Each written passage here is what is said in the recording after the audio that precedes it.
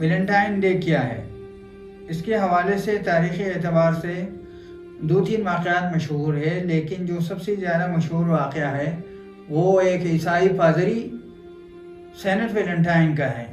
Roman بت پرست لوگ جب عیسائی مذہب قبول کر گئے، عیسائیت میں داخل ہو گئے، اس وقت کا جو حکمران تھا یا بادشاہ کہہ لے رومن کا، انہوں نے اپنے فوجیوں پر ایک پابندی لگائی تھی کہ فوجی نوجوان شادیاں نہیں کریں گے، اور اس کی ذہن میں اس کی ایک وجہ تھی، وہ یہ کہ جب یہ فوجی نوجوان شادیاں کر لیتے ہیں تو بیویوں کو وقت دینے کی وجہ سے مقابلہ نہیں کر سکتے، اس لیے انہوں نے یہ پابندی لگائی تھی۔ لیکن یہ جو سینٹ ویلنٹائن پادری تھا، اس کے حق میں نہیں تھا کہ نوجوان فوجیوں پر شادی کے حوالے سے پابندی لگائی جائے، اس لیے انہوں نے خفیہ طریقے سے یہ کوشش کی کہ ان نوجوان فوجی نوجوانوں کی شادیاں ہوں، ان کو ترغیب بھی دی۔ جب شہنشاہ کلاڈیس کو اس کا علم ہوا کہ یہ سینٹ ویلنٹائن اس طرح کر رہا ہے، نوجوان فوجیوں کی شادیاں کرا رہا ہے، ان کو ترغیب دے رہا ہے، تو اس نے اس کو جیل میں ڈال دیا۔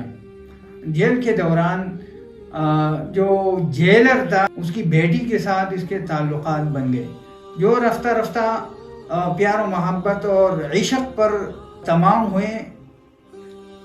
لیکن چونکہ یہ پادری تھا اور پادریوں کے اصول اور مذہب میں یہ ہے خواتین کے ساتھ تعلقات وغیرہ قائم نہیں کر سکتے، ایک گناہ اور حرام کام سمجھا جاتا ہے۔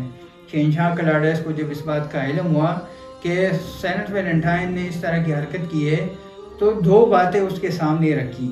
ایک بات یہ کہ وہ رومن مذہب کو قبول کرے اور عیسائیت کو چھوڑ دے، تو اس صورت میں اس کی معافی ہو جائے گی اور اس کو بادشاہ کے قریب بھی کر دیا جائے گا، ان لوگوں میں شمار کیا جائے گا۔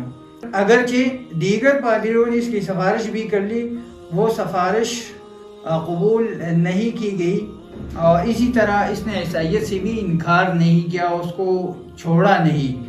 تو پھر اس کے نتیجے میں 14 فروری کے دن اور 15 فروری کی رات کو اس جرم کے نتیجے میں اس کو پھانسی دی گئی۔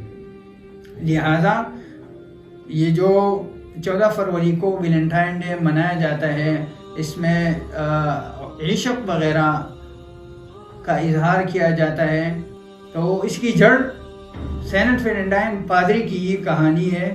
آپ صلی اللہ علیہ وسلم نے ارشاد فرمایا، المومن مالف ولا خیر فی من لا یالف ولا یولف۔ ترجمہ اس کا یہ ہے کہ مومن سراپا محبت ہے، پیار محبت کا مسکن ہے، اور اس میں کوئی خیر نہیں ہے جو کسی سے محبت نہیں کرتا اور نہ اس سے محبت کی جاتی ہے۔